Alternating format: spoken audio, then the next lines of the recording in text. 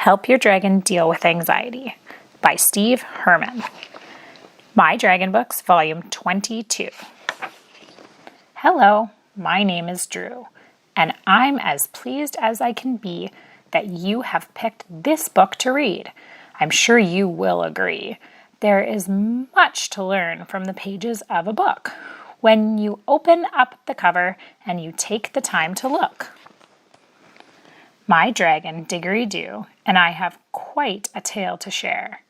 It's the lesson that Diggory learned when he became aware of the time that he was wasting over worrying and distress. He suffered from anxiety and fretted to excess. Once Diggory had to take a test in mathematics class, and though he studied very hard, he feared he would not pass. "I'm scared I may forget," he cried, "the lessons that I've learned." He paced the floor and wrung his hands. Diggory was concerned. Diggory-Doo plays basketball. His team is not too bad, but every night before a game, Diggory-Doo got sad. "What if I shoot and miss?" he cried. "What if we lose the game? What if my coach gets mad at me and says that I'm to blame?" Diggory-Doo loves camping trips. He's handy, I'll admit, to huff and puff a dragon flame to keep the campfire lit.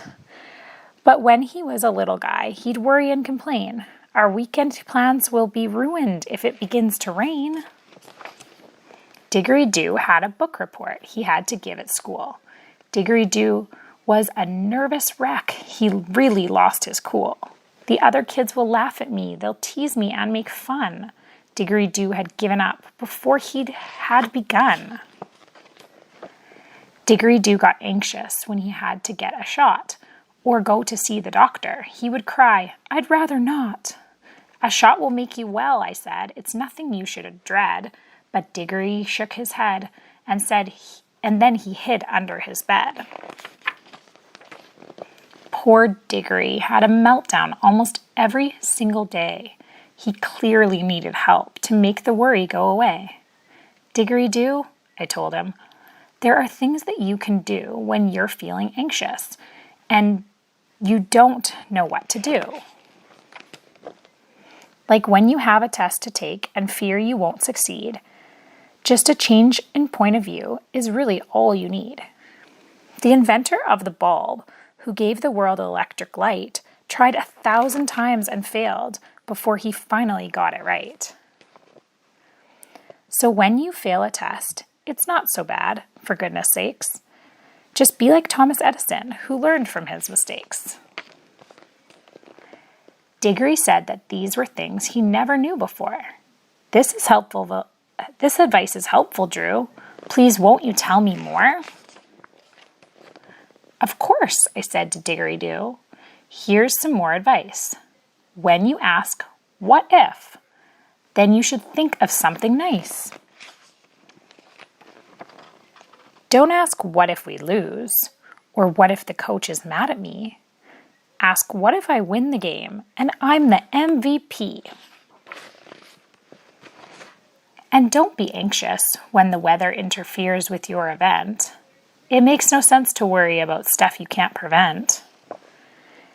If your camping trip is canceled, there are other things to do, like bake some cookies, play a game, or read a book or two.